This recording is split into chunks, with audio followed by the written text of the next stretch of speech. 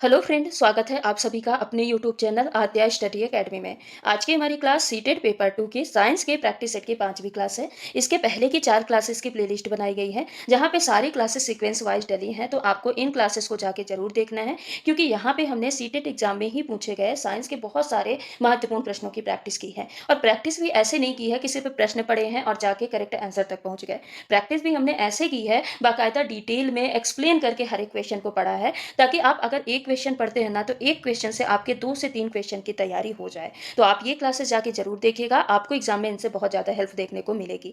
आज की इस क्लास में हम मिक्स क्वेश्चन की प्रैक्टिस करने वाले हैं। मिक्स क्वेश्चन ये नहीं कि फिजिक्स, केमिस्ट्री, बायोलॉजी के प्रश्न, क्योंकि फिजिक्स, केमिस्ट्री और बायोलॉजी के मिक्स क्वेश्चन की प्रैक्टिस तो हम हर एक प्रैक्टिस सेट की क्लास में करते हैं। आज हम प्रीवियस ईयर क्वेश्चन और साथ ही नए क्वेश्चन के मिक्स क्वेश्चन की प्रैक्टिस करने वाले हैं, क्योंकि पीवाईक्यू क्वेश्चन इंपॉर्टेंट है, नो डाउट। पीवाईक्यू क्वेश्चन आपको प्रैक्टिस करके ही जाना है, लेकिन प्रीवियस ईयर क्वेश्चन की प्रैक्टिस करते करते ना ये हमारे दिमाग में बैठ जाते हैं, हमको क्वेश्चन याद हो जाते हैं, और हम जब क्वेश्चन की प्रैक्टिस करते हैं तो थोड़ा सा क्वेश्चन पढ़ के करेक्ट आंसर तक आ जाते हैं। इससे हमारा टाइम मैनेजमेंट नहीं हो पाता है, और एग्जाम में बहुत सारे प्रश्न इसलिए छूट जाते हैं क्योंकि हम टाइम नहीं दे पाते, टाइम हमको कम पड़ जाता है। तो इसीलिए हम नए क्वेश्चन की भी प्रैक्टिस कर रहे हैं। नए क्वेश्चन की प्रैक्टिस जब आप करेंगे तो क्वेश्चन को पढ़ेंगे, क्वेश्चन को समझेंगे, फिर करेक्ट आंसर तक जाएंगे, तो इससे क्या रहेगा, यहाँ पे तो टाइम लगेगा, लेकिन एग्जाम में जाके आपकी परफेक्ट प्रैक्टिस रहेगी, तो एग्जाम में आपको उतना टाइम नहीं लगेगा, टाइम मैनेजमेंट भी आपका अच्छा हो। इसीलिए हम प्रीवियस ईयर क्वेश्चन के साथ साथ नए क्वेश्चन की भी प्रैक्टिस करने वाले हैं। तो आप वीडियो में लास्ट तक जरूर बने रहिएगा। साथ ही आप सभी से रिक्वेस्ट है कि अगर आप चैनल पर नए हैं तो चैनल को सब्सक्राइब करके वीडियो को लाइक जरूर कर दीजिएगा। चलिए स्टार्ट करते हैं आज की क्लास को। देखते हैं आज का हमारा पहला प्रश्न क्या है। निम्नलिखित में से कौन सा कथन अंतःस्रावी ग्रंथियों के विषय में सत्य नहीं है। अग्नाशय और अधिवृक्क अंतःस्रावी ग्रंथियां हैं। अंतःस्रावी ग्रंथियां वाहिनियों द्वारा हार्मोन का स्राव करती हैं। पीयूष ग्रंथि मस्तिष्क से जुड़ी होती है। अंतःस्रावी ग्रंथियां हार्मोन का स्राव करती हैं। बताइए कौन सा इंडोक्राइन ग्लैंड के बारे में करेक्ट स्टेटमेंट नहीं है। यहाँ पे 4 स्टेटमेंट दिए हैं और यहाँ पे नहीं पूछा है कि करेक्ट स्टेटमेंट कौन सा नहीं है। तो देखिए, जो इंडोक्राइन ग्लैंड होती है ना, इनमें डक्ट नहीं पाया जाता है, इनमें वाहिनियां नहीं पाई जाती हैं। वाहिनियां नहीं पाई जाती हैं तो ये सिक्रेशन किसका करते हैं, हार्मोन का। तो हार्मोन का जो ये सिक्रेशन करते हैं, ये डायरेक्ट ब्लड में हार्मोन को छोड़ देते हैं, क्योंकि इनमें डक्ट नहीं पाई जाती। डक्ट नहीं पाई जाती है, इसीलिए इसको हम डक्टलेस ग्लैंड बोलते हैं। क्या बोलते हैं, अंतःस्रावी ग्रंथियों को हम नलिका विहीन या फिर डक्टलेस ग्लैंड कहते हैं। अब हम आते हैं कथन पे। यहाँ पे दिया है कि अग्नाशय और अधिवृक्क अंतःस्रावी ग्रंथियां हैं, तो बिल्कुल करेक्ट है। जब हम इंडोक्राइन और एक्सोक्राइन ग्लैंड पढ़े थे, तब हमने पढ़ा था कि ये जो अग्नाशय और अधिवृक्क ग्रंथियां होती हैं, ये अंतःस्रावी ग्रंथियां होती हैं। और अग्नाशय हालांकि ये एक्सोक्राइन और इंडोक्राइन दोनों का कैरेक्टर शो करती है, लेकिन अंतःस्रावी ग्रंथियों में भी ये करेक्ट आंसर होगा। ठीक है। दूसरा है, अंतःस्रावी ग्रंथियां वाहिनियों द्वारा हार्मोन का स्राव करती हैं। अभी हमने पढ़ा कि अंतःस्रावी ग्रंथियों में डक्ट नहीं पाई जाती, वाहिनी नहीं पाई जाती। तो जब वाहिनी नहीं पाई जाएगी तो ये वाहिनी द्वारा हार्मोन का स्राव कैसे करेगी, इसीलिए ये क्या होगा, बिल्कुल गलत स्टेटमेंट होगा। और आपके प्रश्न में गलत ही पूछा है, इसीलिए इस प्रश्न का ये करेक्ट आंसर हो जाएगा। पीयूष ग्रंथि मस्तिष्क से जुड़ी होती है, तो ये सही है। अंतःस्रावी ग्रंथियां हार्मोन का स्राव करती हैं, ये भी सही है। तो इस प्रश्न का correct answer option number second हो जाएगा। अगला प्रश्न है, सूक्ष्म जीव हमारे लिए लाभदायी और हानिकारक दोनों हो सकते हैं। निम्नलिखित में से कौन सा लाभदायी व्यवहार सूक्ष्म जीवों द्वारा नहीं किया जाता। जैविक अपशिष्टों का अपघटन, मृदा की उर्वरकता बढ़ाना या वृद्धि करना, घरों में भोज्य पदार्थों का परिरक्षण या फिर औषधि बनाना। बताइए इस प्रश्न का करेक्ट आंसर क्या होगा। तो देखिए, जो ये सूक्ष्म जीव होते हैं, माइक्रो ऑर्गेनिज्म होते हैं, ये हमारे लिए कई तरीके से फायदेमंद होते हैं, लाभदायक होते हैं। देखिए, जैसे ये जैविक अपशिष्टों का अपघटन ये सूक्ष्म जीवों द्वारा किया जाता है, ये बिल्कुल करेक्ट है। जैसे बैक्टीरिया है ना, बैक्टीरिया, फंगस, ये क्या करते हैं, बैक्टीरिया है, फंगस है, ये क्या करते हैं, ये मृत जीवों को, कचरे का क्या करते हैं, अपघटन करते हैं, डिकम्पोज करते हैं। यानी ये जैविक अपशिष्टों का अपघटन करके हमारे एटमॉस्फेयर को सुरक्षित रखते हैं, स्वच्छ रखते हैं। तो ये क्या है, ये हमारे माइक्रो ऑर्गेनिज्म का लाभ है, जो कि हमारे लिए लाभदायक होता है। दूसरा है मृदा की उर्वरकता बढ़ाना या वृद्धि करना, तो ये भी बिल्कुल सही है। जैसे कि राइजोबियम, आपने ये नाम तो सुना ही होगा। जो राइजोबियम होता है, राइजोबियम का काम क्या होता है, राइजोबियम एक क्या है, बैक्टीरिया है, जो क्या करता है, नाइट्रोजन स्थिरीकरण करेगा और मिट्टी की उर्वरकता को बढ़ाने का काम करता है। तो ये भी बिल्कुल करेक्ट है। घरों में भोज्य पदार्थों का परिरक्षण, देखिए भोज्य पदार्थों का परिरक्षण ये माइक्रो ऑर्गेनिज्म का काम नहीं है, बल्कि सूक्ष्म जीव तो अक्सर देखते हैं घरों में जो खाना होते हैं, बैक्टीरिया, वायरस, उसको खराब करने का ही काम करते हैं। ठीक है, उसको प्रिजर्व करने का काम नहीं करते हैं। तो ये एक लाभ ना होके ये क्या होगा, हानि होगा, कि जो माइक्रो ऑर्गेनिज्म होते हैं ना, ये घर में जो भोज्य पदार्थ होते हैं उनको नुकसान पहुंचाते हैं, उनको बचाते नहीं है, बल्कि घरों के भोज्य पदार्थों को प्रिजर्व करने के और बहुत सारे तरीके होते हैं। जैसे अचार में हम नमक और तेल मिला देते हैं, मुरब्बे में हम चीनी को अधिक मात्रा में मिला देते हैं, जिससे वो काफ़ी दिनों तक सुरक्षित रहा आता है। तेल में डाल के हम किसी चीज़ को प्रिजर्व कर सकते हैं, सिरके में डाल के हम किसी चीज़ को प्रिजर्व कर सकते हैं। रेफ्रिजरेटर यानी जो फ्रिज होता है, और उसके अलावा सुखाने की विधि से भी देखते हैं हम अनाज वगैरह क्या करते हैं, सुखा के रखते हैं ताकि उसमें कीड़े मकोड़े ना लगें। तो ये भोज्य पदार्थों को प्रिजर्व करने के कुछ तरीके होते हैं, लेकिन माइक्रो ऑर्गेनिज्म जो होते हैं, ये भोज्य पदार्थों को प्रिजर्व करने का काम नहीं करते हैं। तो ये हानि होगी, लाभ नहीं होगा। इसीलिए इस प्रश्न का correct answer option number third होगा, क्योंकि यहाँ पे नहीं पूछा है। बाकी औषधियां बनाने का काम तो करते हैं,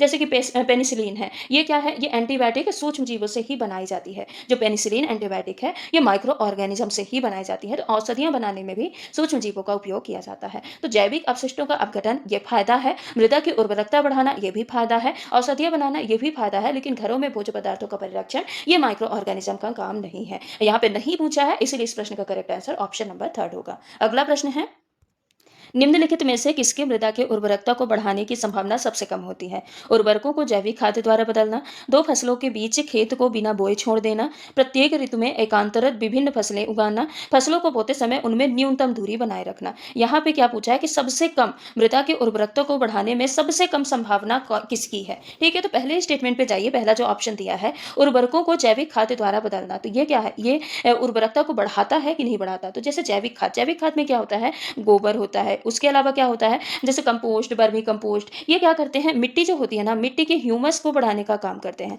क्या करते हैं, मिट्टी के ह्यूमस को बढ़ाने का काम करते हैं, यानी मिट्टी की उर्वरकता को बढ़ाने का काम करते हैं। इससे जो मिट्टी है वो भुरभुरी हो जाती है, और जब मिट्टी भुरभुरी हो जाएगी तो उसकी जल धारण क्षमता बढ़ जाती है, यानी वो ज्यादा से ज्यादा जल को स्टोर करने का काम करती है। और इसमें वायु संचार भी अच्छा हो जाता है, यानी जो एयर है वो भी मिट्टी में आसानी से पास हो सकता है, और यहाँ पे सूक्ष्म जीवों की संख्या भी बढ़ जाती है। इसलिए उर्वरकों को जैविक खाद द्वारा अगर हम बदलते हैं तो उससे बहुत ज्यादा फायदे होते हैं, और मृदा उपजाऊ होती है, उर्वरकता उसकी बढ़ जाती है। दो फसलों के बीच खेत को बिना बोए छोड़ देना, तो ये भी एक उर्वरकता बढ़ाने का तरीका है। कि जैसे मान लीजिए हम कोई भी फसल बो रहे हैं तो वो फसल पोषक तत्व लेगा, मिट्टी में जो भी पोषक तत्व उपलब्ध हैं, जो भी उसके लिए जरूरी है, तो उस पोषक तत्व को वो लेगा। ठीक है, फिर हम अगले साल बो दिए, फिर से वो पोषक तत्व लेगा। तो इससे धीरे धीरे क्या होती है, मिट्टी के जो पोषक तत्व होते हैं वो धीरे धीरे खत्म होते जाते हैं। तो अगर हम दो फसलों के बीच में कुछ गैप छोड़ देते हैं, यानी एक बार हम खेत को बिना बोए ही छोड़ देते हैं, तो कुछ पोषक तत्व उसमें आ जाते हैं, जिससे कि मिट्टी उपजाऊ हो जाती है, और फिर हम उसमें फसल लगाएंगे तो उसमें उपज अच्छी होगी। तो ये भी क्या होता है, उर्वरकता को बढ़ाने का एक अच्छा नियम होता है। प्रत्येक ऋतु में एकांतरित विभिन्न फसलें उगाना, जैसे क्या है, हम एक ही फसल को अगर बार बार एक फील्ड में उगाएंगे तो उनको, जैसे मान लीजिए हम गेहूं उगा रहे हैं, तो गेहूं कुछ पोषक तत्व लेगी, अब फिर से हम गेहूं उगा दिए तो वो उन्हीं पोषक तत्वों का इस्तेमाल फिर कर लेगी, और फिर से हम गेहूं ही उगा दिए तो फिर से वो उन्हीं पोषक तत्वों का इस्तेमाल कर लेगी। यानी धीरे धीरे मिट्टी में गेहूं के लिए जो पोषक तत्व है वो खत्म हो जाएंगे। तो इसीलिए हमको बदल बदल के खेती करना चाहिए। जैसे हम गेहूं उगाए, उसके बाद हम दलहनी पौधे उगा देंगे। दलहनी पौधे उगाने से क्या होगा, जैसे चना है, मटर, नाइट्रोजन की पूर्ति होती रहेगी। क्या होता है, नाइट्रोजन की पूर्ति होती रहती है। तो ये भी मृदा की उर्वरकता बढ़ाने का एक प्रभावी तरीका होता है। फसलों को बोते समय उनमें न्यूनतम दूरी बनाए रखना, अब बताइए ये क्या प्रभावी तरीका हो सकता है? क्या ये प्रभावी तरीका हो सकता है? अब मान लीजिए यहाँ पे एक फसल है, हम पास में सारे फसल यहाँ पे उगाते जा रहे हैं, एकदम पास में। तो ये पोषक तत्व के लिए भी लड़ेंगे, पानी के लिए भी आपस में लड़ेंगे, और प्रकाश के लिए भी आपस में लड़ेंगे। तो पास बोना ये प्रतिस्पर्धा को बढ़ावा देता है, ये उर्वरकता को बढ़ावा नहीं देता। इसीलिए इस प्रश्न का करेक्ट आंसर क्या होगा, ऑप्शन नंबर फोर्थ होगा, क्योंकि यहाँ पे सबसे कम पूछा है कि फसलों सबसे कम उर्वरकता बढ़ाने की सबसे कम जो संभावना है वो किस स्टेटमेंट में दिखाई दे रही है। तो ऑप्शन नंबर फोर्थ इस प्रश्न का करेक्ट आंसर हो जाएगा। अगला प्रश्न है, मेढकों में कायांतरण के प्रक्रम के लिए कौन सा हार्मोन उत्तरदायी है? एड्रेनालिन, वृद्धि हार्मोन, थायरॉक्सिन हार्मोन, या फिर इंसुलिन हार्मोन? बताइए इनमें से कौन सा हार्मोन है जो मेढक में कायांतरण के प्रक्रम के लिए जिम्मेदार होता है? तो देखिए, जो एड्रेनालिन हार्मोन है ये क्या होता है, ये आपातकालीन हार्मोन होता है। कौन सा हार्मोन होता है? आपातकालीन हार्मोन होता है, जो कि आपात की स्थिति में निकलता है। जैसे कि डर की स्थिति में, हम किसी चीज से डर गए हैं, ठीक है, उस स्थिति में हमको भागना है, लड़ना है, ये जो पसीने वसीने छूटते हैं ना, ये सब किसकी वजह से होते हैं? एड्रेनालिन हार्मोन के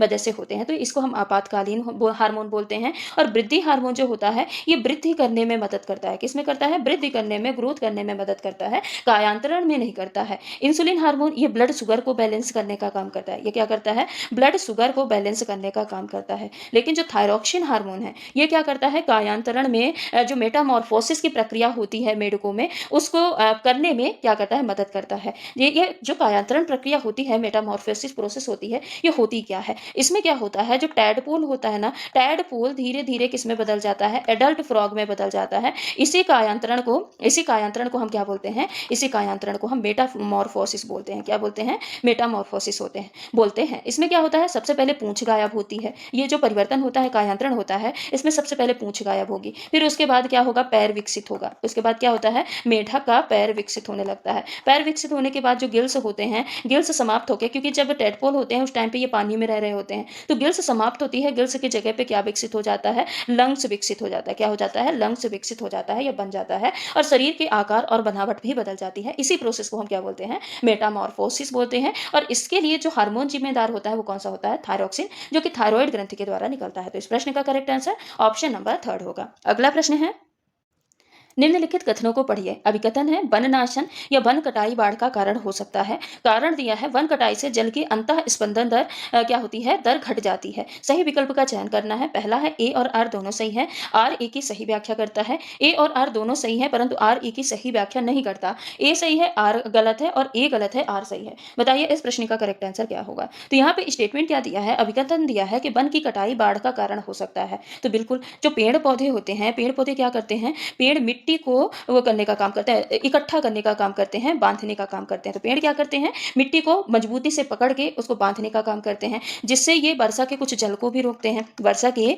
जल को रोकने का काम करते हैं। अब जंगल ही कट जाएगा, पेड़ ही कट जाएंगे, तो ये मिट्टी को नहीं बांधेंगे, वर्षा के पानी को नहीं रोकेंगे, तो पानी सीधे सीधे जाके नदी में जाके मिल जाएगा या तालाब में जाके मिल जाएगा। इससे क्या हो जाएगा? बाढ़ जैसी समस्या देखने को यहाँ पे मिल जाएगी। नदियों में अचानक से पानी बहुत अधिक पहुंच जाता है, जिससे बाढ़ की संभावना बढ़ जाती है। तो अभिकथन तो क्या है? करेक्ट है। दूसरा कारण क्या दिया है? कि वन कटाई से जल की अंतः स्पंदन दर घट जाती है। अंतः स्पंदन दर मतलब क्या होता है? इसको हम क्या बोलते हैं? इन्फिल्ट्रेशन। इन्फिल्ट्रेशन मतलब होता है कि वर्षा का पानी जो होता है मिट्टी के अंदर समाने की प्रक्रिया।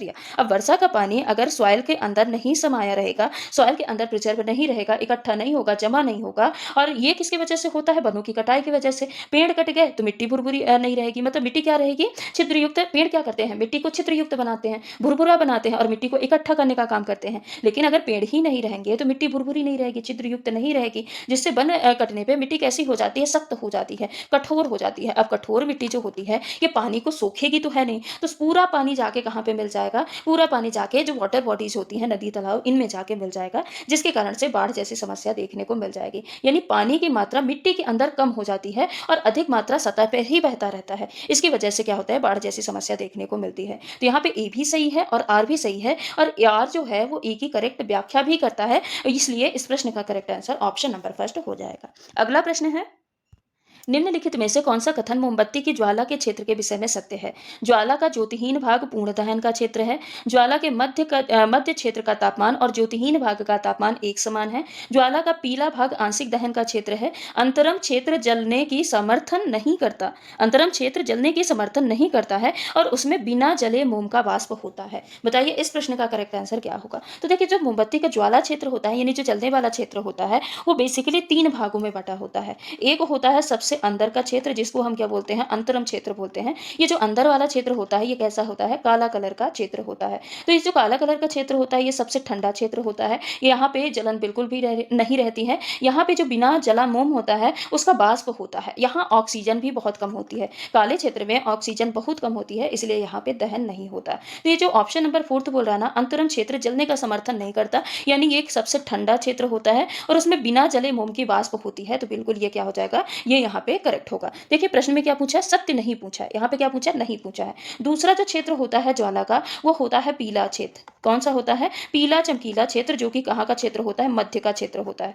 कहाँ का होता है? मध्य का क्षेत्र होता है। ठीक है। अब जो ये मध्य का पीला क्षेत्र होता है, यहाँ पे अपूर्ण दहन होता है या आंशिक दहन होता है, पूरी तरीके से दहन नहीं होता। इसके वजह से ये पीला और नारंगी कलर का दिखाई देता है। यहाँ का जो तापमान होता है ना, तापमान यहाँ का मीडियम होता है। कैसा तापमान होता है? यहाँ का तापमान मीडियम होता है, ना बहुत ज्यादा होता है और ना वैल्यू कम होता है। तो ये जो ऑप्शन नंबर थर्ड दिया है कि ज्वाला का पीला भाग या आंशिक दहन का क्षेत्र है, तो बिल्कुल करेक्ट है। यहाँ पे जो दहन होता है ना वो अपूर्ण दहन होता है, आंशिक दहन होता है, तो ये भी क्या हो जाएगा, करेक्ट हो जाएगा। यहाँ पे नहीं पूछा है। तीसरा क्षेत्र जो होता है ज्वाला का वो कौन सा होता है, तीसरा क्षेत्र होता है नीला क्षेत्र। अब नीला क्षेत्र कौन सा होता है बताइए। नीले क्षेत्र को और हम किस नाम से जानते हैं, एक एक तो नीला क्षेत्र के नाम से जानेंगे, एक इसको हम ज्योतिहीन क्षेत्र के नाम से भी जानते हैं। किस, ज्योतिहीन क्षेत्र के नाम से। यहाँ पे ज्योति नहीं होती, ये सबसे गर्म क्षेत्र होता है। जो नीला वाला क्षेत्र होता है ना ये सबसे गर्म क्षेत्र होता है। यहाँ पे ऑक्सीजन पर्याप्त मात्रा में पाई जाती है और ऑक्सीजन पर्याप्त मात्रा में पाए जाने के कारण यहाँ पे पूर्ण दहन होता है। क्या होता है, पूर्ण दहन होता है। इसीलिए जो यहाँ पे देखिए ऑप्शन फर्स्ट भी जो दिया है कि ज्वाला का ज्योतिहीन भाग पूर्ण दहन का क्षेत्र है, तो ये भी बिल्कुल करेक्ट है। ये भी क्या है, बिल्कुल करेक्ट है। तो इस प्रश्न का सही आंसर क्या होगा, इस प्रश्न का सही आंसर ऑप्शन नंबर सेकंड होगा। ऑप्शन नंबर सेकंड क्यों गलत है बताइए। यहाँ पे ऑप्शन नंबर सेकंड क्यों गलत है, क्योंकि ऑप्शन नंबर सेकंड में दिया है कि ज्वाला का जो मध्य क्षेत्र होता है वहां का तापमान और जो ज्योतिहीन क्षेत्र, ज्योतिहीन क्षेत्र मतलब कौन सा, नीला क्षेत्र, वहां का तापमान बराबर होता है, एक समान होता है। जबकि ऐसा नहीं है। जो ज्योतिहीन भाग यानी नीला भाग है ये सबसे गर्म भाग होता है, यहाँ का तापमान सबसे ज्यादा होता है। और जबकि जो पीला क्षेत्र होता है, पीला क्षेत्र का जो तापमान होता है वो मध्यम सा होता है, वहां ऑक्सीजन कम होती है, इसलिए वहां पे अपूर्ण दहन होता है। इसलिए ये क्या होगा, इनकरेक्ट स्टेटमेंट है और इनकरेक्ट ही पूछा है, इसलिए इस प्रश्न का सही आंसर ऑप्शन नंबर सेकंड हो जाएगा। अगला प्रश्न है, एक थर्मस फ्लास्क के अंदरूनी और बाहरी परतों के बीच निम्नलिखित में से कौन सा माध्यम उपस्थित होता है और क्यों। वायु, क्योंकि यह चालन के कारण होने वाले ऊष्मा की हानि को रोकता है। स्टील, क्योंकि यह विकिरण और संवहन के कारण होने वाली ऊष्मा की हानि को रोकता है। निर्वात, क्योंकि यह चालन और संवहन के कारण होने वाली ऊष्मा की हानि को रोकता है।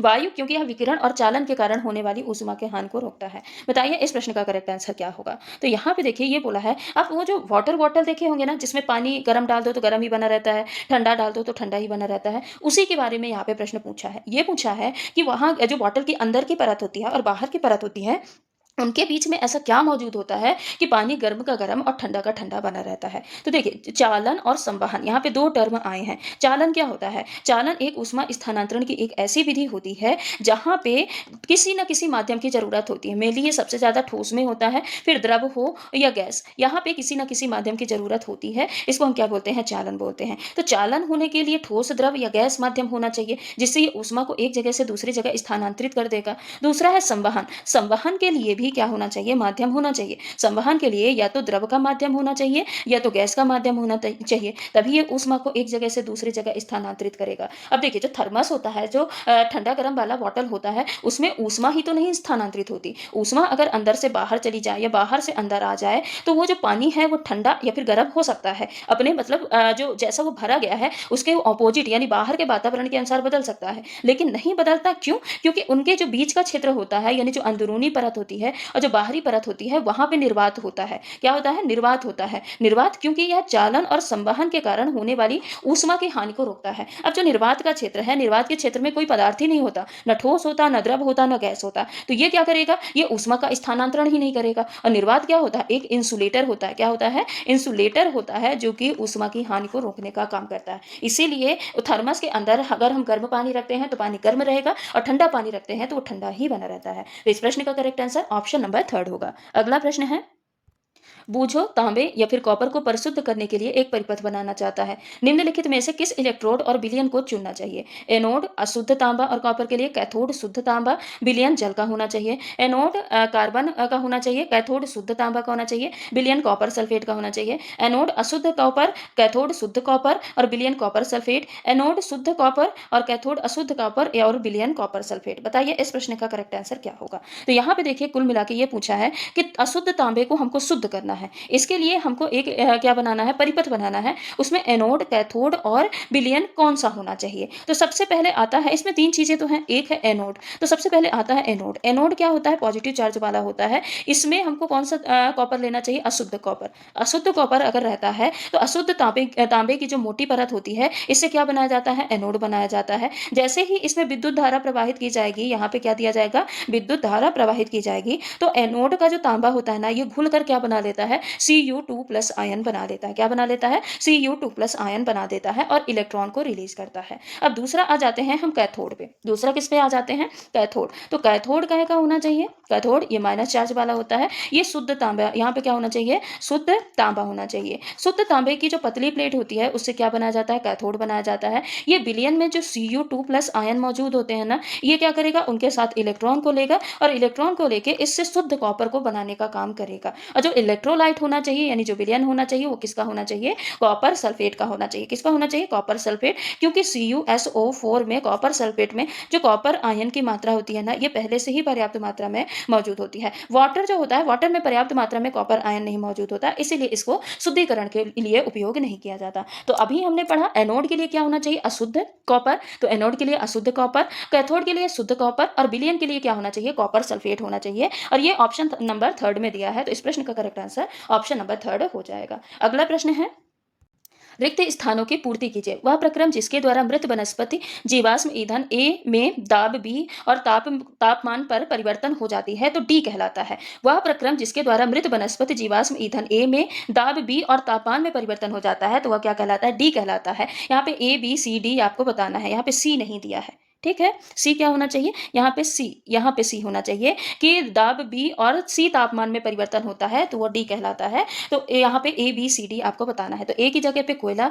बी की जगह पे उच्च, सी की जगह पे निम्न और डी की जगह पे क्या होगा? उपचयन। या पेट्रोलियम निम्न उच्च कार्बनीकरण, प्राकृतिक गैस उच्च उच्च उपचयन या कोयला उच्च उच्च कार्बनीकरण। बताइए इस प्रश्न का करेक्ट आंसर क्या होगा? तो यहाँ पे ये दिया है कि वह प्रक्रम जिसके द्वारा मृत वनस्पति या जीवाश्म ईंधन में क्या किया जाता है? दाब बढ़ाया जाता है, तापमान में परिवर्तन किया जाता है तो डी में परिवर्तित हो जाता है। तो यहाँ पे देखिए ए की जगह पे क्या आएगा? ए की जगह पे तो यहाँ पे आएगा क्या? बताइए, ए की जगह पे आएगा कोयला। अगर हम कोयले को, अगर हम कोई भी वनस्पति, आप वनस्पति से समझिए, अगर उसको हम करोड़ों वर्ष, अगर हम जंगल में जो मृत वनस्पतियां होती हैं उसको हम मिट्टी के नीचे दबा के रख दें, अब मिट्टी के नीचे जब दबाएंगे तो दाब भी क्या होना चाहिए? उच्च होना चाहिए और तापमान भी क्या होना चाहिए? उच्च होना चाहिए। तो जब दाब उच्च होगा, तापमान उच्च होगा तो ये क्या हो जाएगा? ये जो जीवाश्म है, मृत जीवाश्म है, ये कोयले में बदल जाएगा। किस में बदल जाएगा? कोयले में बदल जाएगा। और कोयले में बदलने की जो प्रक्रिया होती है वही क्या कहलाती है? कार्बनीकरण कहलाती है। तो यहाँ पे डी तो क्लियर हो गया कि डी क्या होगा? कार्बनीकरण होगा। दाब भी उच्च होना चाहिए और तापमान भी उच्च होना चाहिए।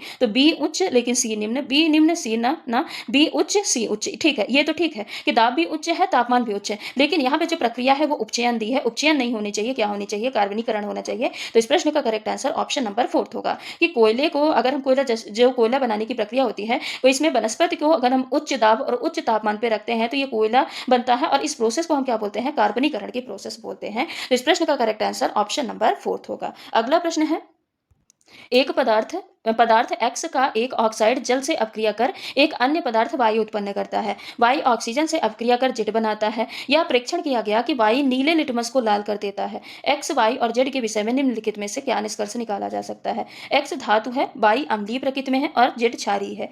X धातु है, Y क्षार प्रकृति का है और Z अम्लीय है। X अधातु है, Y प्रकृति में अम्लीय है और Z क्षारकीय है। X अधातु है, Y प्रकृति में अम्लीय है, यहाँ पे Y होगा, प्रकृति में अम्लीय है और जेड भी अम्लीय है। बताइए इस प्रश्न का करेक्ट आंसर क्या होगा? यहाँ पे इस प्रश्न का करेक्ट आंसर क्या होगा? तो देखिए आप प्रश्न को समझिए, स्टेप बाय स्टेप समझिए। यहाँ पे क्या दिया है? यहाँ पे दिया है कि X का ऑक्साइड अगर जल के साथ क्रिया करता है तो क्या बनाता है? Y बनाता है। और Y ऑक्सीजन के साथ क्रिया करता है तो क्या बनाता है? जेड बनाता है। और Y नीले लिटमस को किस में बदल देता है? नीले लिटमस को लाल में बदल देता है। और यही सबसे बड़ा हिंट है, यहीं से हमको प्रश्न को सॉल्व करना स्टार्ट करना है। Y क्या है? नीले लिटमस को लाल में बदलता है। अगर Y नीले लिटमस को लाल में बदलता है तो हमको पता है कि नीले लिटमस को लाल में बदलने का काम कौन करता है? अम्ल करता है। तो Y कैसा होगा? अम्लीय होगा। Y कैसा होगा? Y तो अम्लीय हो जाएगा। अब X के लिए क्या दिया है कि X का ऑक्साइड जब जल से क्रिया करता है तो क्या बनाता है? Y बनाता है। अब Y कैसा है? Y अम्लीय है। Y कैसा है? अम्लीय है। ठीक है, यहाँ पे अम्लीय है। ठीक है, अब किसी का ऑक्साइड, तो यहाँ पे देखिए X का ऑक्साइड जल के साथ अपक्रिया करता है तो X यहाँ पे क्या होना चाहिए? X यहाँ पे अधातु होना चाहिए, क्योंकि अधातु का ऑक्साइड ही जब जल के साथ क्रिया करेगा करेगा तब वो जाके अम्लीय जो अम्ल है यानी अम्ल का निर्माण करेगा। जैसे कि फॉर एग्जांपल कार्बन डाइऑक्साइड, ये जब जल के साथ रिएक्ट करेगा तो ये क्या बनाएगा H2CO3 यानी कार्बोनिक अम्ल का निर्माण करने का काम करेगा। तो ये भी क्लियर हो गया कि X क्या है, X यहाँ पे क्या है, एक अधातु है और Y अम्लीय है। ठीक है, अब जब Y अम्लीय है, अब यहाँ पे Z आपको फाइंड करना है। Y ऑक्सीजन से अपक्रिया करता है तो Z बनाता है। अब Y कैसा है, अम्लीय है। जब Y पहले से ही अम्लीय है तो जब ये क्रिया करके ऑक्सीजन से Z बनाएगा तो Z भी कैसा होगा, Z भी अम्लीय होगा। यानी कुल मिला के Z अम्लीय है, Y अम्लीय है और X क्या है, X एक यहाँ पे अधातु है। और ये किस ऑप्शन में दिया है, तो ये ऑप्शन नंबर 4 में दिया है कि X अधातु है, Y प्रकृति में अम्लीय है और Z भी अम्लीय है। ठीक है, अगला प्रश्न है, निम्नलिखित में से क्या होने की संभावना है जब सोडियम ब्रोमाइड के विलयन में क्लोरीन गैस को प्रवाहित किया जाए? विस्थापन अपक्रिया से सोडियम क्लोराइड का बनना, ऊर्ध्वपातन से शुद्ध सोडियम प्राप्त करना, अपघटन द्वारा सोडियम क्लोराइड का निर्माण, या कोई अपक्रिया नहीं होगी। यहाँ पे सीधे सीधे ये पूछा है कि सोडियम ब्रोमाइड यानी NaBr को जब हम क्लोरीन गैस के साथ रिएक्ट कराते हैं, ये क्लोरीन गैस प्रवाहित की जाती है तो किसका निर्माण होगा और कौन सी अपक्रिया होगी। तो सबसे पहले आप क्रियाशीलता देखिए, जो हैलोजन की क्रियाशीलता होती है इसमें फ्लोरीन की क्रियाशीलता सबसे ज्यादा होती है, फिर क्लोरीन की होती है, फिर उसके बाद किसकी होती है, ब्रोमीन की होती है, फिर आयोडीन की होती है। यानी जो क्लोरीन है ये ब्रोमीन से ज्यादा रिएक्टिव है। तो क्लोरीन ब्रोमीन से ज्यादा रिएक्टिव होगा तो विस्थापन अभिक्रिया में ऐसा होता है कि जो ज्यादा रिएक्टिव एलिमेंट होता है वो लीस्ट रिएक्टिव एलिमेंट यानी कम रिएक्टिव एलिमेंट को उसकी जगह से विस्थापित कर देता है और उसकी जगह पे बैठ जाता है। तो यहाँ पे भी विस्थापन होगा। क्लोरीन ज्यादा रिएक्टिव है, ये ब्रोमीन जो कम रिएक्टिव है उसको उसकी जगह से भगा के जाके उसकी जगह पे बैठ जाएगा। तो बैठेगा तो किसका निर्माण करेगा, NaCl का निर्माण करेगा। यहाँ पे 2NaCl का निर्माण हो जाएगा और Br2 यानी जो ब्रोमीन गैस है ये निकल जाएगी। ये ब्रोमीन गैस भूरे और लाल रंग की दिखाई देती है। कैसी होती है, भूरे और लाल रंग की दिखाई देती है। तो यहाँ पे अपक्रिया कौन सी हो रही है, अपक्रिया यहाँ पे हो रही है विस्थापन, ना ऊर्ध्वपातन ना अपघटन। अपक्रिया तो हो रही है, कौन सी अपक्रिया हो रही है, विस्थापन अपक्रिया हो रही है। और विस्थापन अपक्रिया से बन क्या रहा है, सोडियम क्लोराइड बन रहा है। तो इस प्रश्न का correct answer option number first होगा। अगला प्रश्न है, मृदा के एक नमूने को जल के साथ मिलाया गया जिसमें पीएच पत्र को पीला नारंगी कर दिया। निम्नलिखित में से कौन सा अब पीएच पत्र का रंग नीला कर देगा? मिल्क ऑफ मैग्नीशिया, नींबू का रस, सिरका या फिर साधारण नमक? बताइए इस प्रश्न का आंसर। यहाँ पे क्या बोला है कि एक मृदा का एक सैंपल है, सॉइल का एक सैंपल लेते हैं, उसको जब हम पानी में मिलाते हैं, किस में मिलाते हैं, पानी में मिलाते हैं, तो पानी में मिलाने पे वो क्या करता है, पीएच पेपर को लाल में या फिर नारंगी रंग में बदल देता है। तो पीएच पेपर को लाल रंग में बदलने का काम कौन करता है, अम्ल करता है। कौन करता है, अम्ल करता है। अम्ल नीले लिटमस को लाल में बदल देता है, तो पीएच पेपर को नीले से लाल में बदलने का काम कौन करेगा, अम्ल करेगा। यानी ये जो यहाँ पे मृदा का जो सैंपल है ये बता रहा है, जो लाल कलर पीएच का हुआ है ये बता रहा है कि जो मृदा का सैंपल है ये कैसा है, अम्लीय है। अब यहाँ पे पीएच पेपर को नीला करना है, तो नीला कैसे करेंगे, ये अम्लीय है। अब अम्लीय है मतलब लाल रंग का है, तो लाल रंग को नीले में परिवर्तित करने का काम कौन करता है, लाल को नीले में परिवर्तित करने का काम कौन करेगा, क्षार करेगा। तो यहाँ पे ऑप्शन में आपको क्षार देखना है। तो देखिए जो नींबू का रस है ये ऑलरेडी अम्ल है, सिरका भी क्या है, ये भी अम्ल है, एसिड है। साधारण नमक ये ना अम्ल है ना ही क्षार है, तो ये कोई विशेष रंग नहीं देगा। सिर्फ मिल्क ऑफ मैग्नीशिया को छोड़ के। मिल्क ऑफ मैग्नीशिया क्या होता है, ये एक प्रकार का क्षार है, बेस है, जो कि अम्ल को उदासीन कर देगा और पीएच को क्या कर देगा, बढ़ा देगा, और बढ़ा के उसको क्या करेगा, नीले कलर में कन्वर्ट करने का काम करेगा। तो इस प्रश्न का correct answer option number first हो जाएगा। अगला प्रश्न है, फ्यूज तार बनाने के लिए निम्नलिखित में से आप किसका चयन करेंगे? प्रतिरोध, मोटाई, यहाँ पे गलनांक दिया है, प्रतिरोध दिया है, मोटाई दिया है, गलनांक दिया है। फर्स्ट ऑप्शन है उच्च प्रतिरोध, ज्यादा मोटा, निम्न गलनांक। उच्च प्रतिरोध पतला होना चाहिए, निम्न गलनांक होना चाहिए। निम्न प्रतिरोध हो, पतला हो, उच्च गलनांक हो। निम्न प्रतिरोध हो, मोटा हो और उच्च गलनांक हो। बताइए फ्यूज तार बनाना है। फ्यूज तार क्या होता है, एक सेफ्टी डिवाइस होती है कि नहीं। फ्यूज तार क्या होती है, एक सेफ्टी डिवाइस होती है, जो कि अधिक अगर परिपथ में विद्युत धारा आवश्यकता से अधिक है तो वो क्या होती है, शॉर्ट सर्किट हो जाता है, वहां पे वो मेल्ट होके टूट जाती है और बाकी जो उपकरण होते हैं हमारे घरों के अंदर वो सुरक्षित बने रहते हैं। ये होता है फ्यूज तार का काम। अब फ्यूज तार कैसा बना होता है, फ्यूज तार का जो गुण होता है उसका प्रतिरोध हमेशा कैसा होता है, उच्च होता है। प्रतिरोध कैसा होता है, उच्च होता है। प्रतिरोध उच्च क्यों होता है, ताकि अधिक प्रतिरोध होने पे तार जल्दी से गर्म हो जाए, इसलिए अधिक धारा होने पे ये जल्दी पिघल जाएगा और टूट जाएगा। इसीलिए प्रतिरोध हमेशा कैसा होना चाहिए, उच्च होना चाहिए। और दूसरा वो कैसा होना चाहिए, पतला होना चाहिए। पतला क्यों होना चाहिए, क्योंकि पतला होगा ना तो अधिक प्रतिरोध होगा, ये जल्दी ही गर्म होगा और जल्दी ही पिघल जाएगा। अगर मोटा होगा तो ये पिघलने में ज़्यादा टाइम लगेगा। इसीलिए कैसा होना चाहिए? पतला होना चाहिए। और तीसरा कैसा होना चाहिए? निम्न गलनांक होना चाहिए। कैसा होना चाहिए? निम्न गलनांक होना चाहिए। गलनांक कैसा होना चाहिए? निम्न होना चाहिए। क्यों? क्योंकि तापमान अगर कम टेम्परेचर ही मिला ना, ये कम टेम्परेचर में ही पिघल जाए और परिपथ टूट जाए समय से, ताकि अंदर के जो हमारे फ्रिज, रेफ्रिजरेटर, जो एसी वगैरह, पंखा, कूलर जो भी हैं, वो सुरक्षित बने रहें। ठीक है? तो प्रतिरोध कैसा होना चाहिए? उच्च। उच्च 2 ऑप्शन में दिया है। होना कैसे चाहिए? मोटाई कैसी होनी चाहिए? पतली होनी चाहिए। और गलनांक कैसा होना चाहिए? निम्न होना चाहिए। तो इस प्रश्न का करेक्ट आंसर क्या होगा? ऑप्शन नंबर सेकंड होगा। अगला प्रश्न है, वायुमंडलीय नाइट्रोजन के स्थिरीकरण में निम्नलिखित चरणों को सही क्रम में व्यवस्थित कीजिए। ए है पौधों द्वारा जड़ तंत्र से नाइट्रोजन के यौगिक का उद्ग्रहण।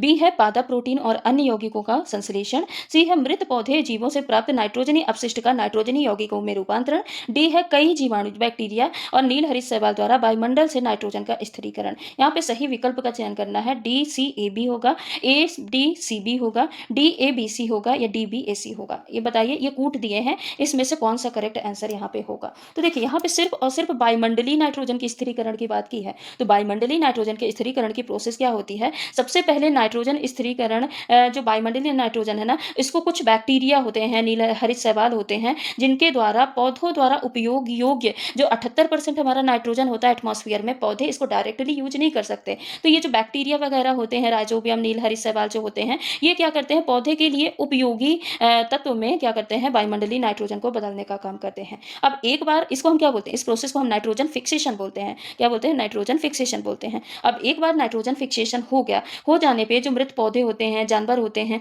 ये नाइट्रोजन युक्त जो अपशिष्ट उपयोगी यौगिक होते हैं ना, अपशिष्ट यौगिक होते हैं ना, इनको उपयोगी यौगिक में बदलने का काम करते हैं। तो फिर उसके बाद नाइट्रोजन स्थिरीकरण हो गया, फिर उसके बाद मृत पौधे और जानवरों से नाइट्रोजन युक्त जो अपशिष्ट होते हैं, उनको उपयोगी यौगिक में बदलने का काम होता है। यानी सबसे पहले तो बैक्टीरिया क्या करेंगे? बदलेंगे, तो ये पहले में आ जाएगा। फिर दूसरे में अपशिष्ट को उपयोगी यौगिक में बदला जाएगा। फिर तीसरे नंबर में क्या होगा? पौधे अपनी जड़ प्रणाली से, यानी जड़ तंत्र से नाइट्रोजन यौगिक का क्या करेंगे? इन यौगिकों को अवशोषित करेंगे या उत्ग्रहण करेंगे। तो तीसरे नंबर पे ये आ जाएगा। चौथे नंबर पे जो अंत में जो पौधे विकास के लिए आवश्यक प्रोटीन है या अन्य नाइट्रोजन युक्त जो यौगिक होते हैं, उनका संश्लेषण करने का काम करते हैं। तो चौथे नंबर पे क्या आ जाएगा? बी ऑप्शन, बी स्टेटमेंट आ जाएगा। तो पहले क्या होगा? डी होगा, फिर क्या होगा? सी होगा, फिर होगा ए, फिर होगा बी। तो इस प्रश्न का correct answer option number first हो जाएगा। अगला प्रश्न है, निम्नलिखित में से कौन सा कथन किसी पुष्प के लैंगिक जनन की घटनाओं के क्रम के लिए सही है?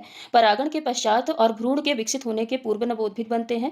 परागण के पूर्व और निषेचन के पश्चात भ्रूण बनता है। परागण और भ्रूण के विकास के पश्चात नवोद्भिद बनते हैं। परागण और नवोद्भिद के बनने के पश्चात भ्रूण बनता है। बताइए, इस प्रश्न के लिए करेक्ट आंसर क्या होगा? यहाँ पे पूछा है कि जो पुष्पीय पौधे होते हैं, उनमें लैंगिक जनन का सही क्रम क्या होता है? तो यहाँ पे लैंगिक जनन का सही क्रम देखते हैं। सबसे पहले क्या होता है? पॉलिनेशन होता है। क्या होता है? सबसे पहले पॉलिनेशन होता है। पॉलिनेशन में जो पोलिन ग्रेन्स होते हैं, कौन? Pollen grains. पोलिन ग्रेन्स कहाँ पे पहुंचते हैं? स्टिग्मा में पहुंचते हैं। कहाँ पे पहुंचते हैं? स्टिग्मा यानी वर्तिकाग्र में पहुंचते हैं। और ये जो स्टिग्मा में पहुंचते हैं, फिर यहाँ पे इनमें क्या होगा? फर्टिलाइजेशन होगा, और फर्टिलाइजेशन होकर जाइगोट का निर्माण होगा। क्या होगा? जाइगोट का निर्माण होगा। फिर जाइगोट विकसित होकर क्या बनाते हैं? एम्ब्रियो का निर्माण करते हैं। जाइगोट विकसित होकर एम्ब्रियो बनाते हैं। फिर एम्ब्रियो के चारों तरफ एक कोट का निर्माण होता है, जिसको हम बोलते हैं सीड। जिसको हम क्या बोलते हैं? सीड। फिर सीड में क्या होता है? अंकुरण होता है, जर्मिनेशन होता है। क्या होता है? अंकुरण होता है। अंकुरित होने के बाद नवोद्भिद यानी सीडलिंग का निर्माण होता है। तो ये क्या होती है? पूरी प्रोसेस होती है, पुष्पीय पौधों में लैंगिक जनन की प्रोसेस होती है। अब यहाँ पे हम ऑप्शन में देखते हैं, परागण के पश्चात और भ्रूण के विकसित होने के पूर्व। बताइए, भ्रूण विकसित होने से पहले ही क्या सीडलिंग का निर्माण हो जाएगा? नहीं होगा। परागण के पूर्व और निषेचन के पश्चात भ्रूण, परागण के पूर्व कैसे भ्रूण बन सकता है? तो ये भी गलत होगा। परागण और नवोद्भिद बनने के पश्चात भ्रूण बनता है। सीडलिंग बनने के बाद में भ्रूण बनेगा, तो ये भी गलत होगा। यहाँ पे ऑप्शन नंबर थर्ड करेक्ट है कि परागण और भ्रूण के विकास के बाद फिर जाके क्या बनता है? सीडलिंग का निर्माण होता है, अंकुरण के बाद या जर्मिनेशन के बाद। तो इस प्रश्न का correct answer option number third होगा। अगला प्रश्न है, रिक्त स्थानों की पूर्ति कीजिए। बैकेलाइट डैट डैश यानी ए है, और डैट डैश यानी बी के निर्माण में प्रयुक्त होता है। वहीं दूसरी ओर पीवीसी सी है, और जो डी के निर्माण में प्रयुक्त होता है। यहाँ पे आपको ए बी सी डी बताना है। बैकेलाइट क्या है? क्या है बैकेलाइट? थर्मोसेटिंग है या फिर थर्मोप्लास्टिक है? तो हम सभी को पता है कि जो बैकेलाइट होता है वो क्या होता है? थर्मोसेटिंग होता है। थर्मोसेटिंग प्लास्टिक होता है। थर्मोसेटिंग प्लास्टिक क्या होता है? जिसको हम दूसरे आकार में नहीं डाल सकते। यानी एक बार उसको हम जिस आकार में डाल दिए ना, वो उसी आकार में बना रहेगा। यानी ये क्या कर लेता है? स्थायी रूप ले लेता है। इसको हम दूसरे ढाँचे में नहीं ढाल सकते हैं। ये कठोर हो जाता है। एक बार सेट होने के बाद ये कैसा हो जाता है? कठोर हो जाता है। और जो बेकेलाइट होता है, इसका उपयोग वैद्युत स्विच बनाने में किया जाता है। जो विद्युत के स्विच होते हैं, उनको बनाने में बेकेलाइट का उपयोग किया जाता है। वहीं पे पीवीसी क्या होता है? पीवीसी एक थर्मोप्लास्टिक होता है। थर्मोप्लास्टिक होने की वजह से इसको हम विभिन्न आकार में ढाल सकते हैं। यानी अगर इसको हम पिघलाते हैं, तो पिघलाने पे ये कैसा हो जाता है? मुलायम हो जाता है। और मुलायम होने की वजह से इसको हम विभिन्न आकार में ढाल सकते हैं। यानी इससे हम पात्र बना सकते हैं। तो इस प्रश्न का correct answer option number first होगा। अगला प्रश्न है, एक छात्र ने कुछ बीजों के फ्लास्क में रखकर एक छात्र ने कुछ बीजों को फ्लास्क में रखकर उसमें पानी भर दिया। कुछ समय पश्चात कुछ बीज पानी के ऊपर तैरने लगे, क्योंकि वे, यहाँ पे क्या होगा? वे बीज अंदर से खोखले थे, वे बीज हल्के थे, वे क्षतिग्रस्त थे, उपरोक्त सभी। बताइए इस प्रश्न का करेक्ट आंसर क्या होगा?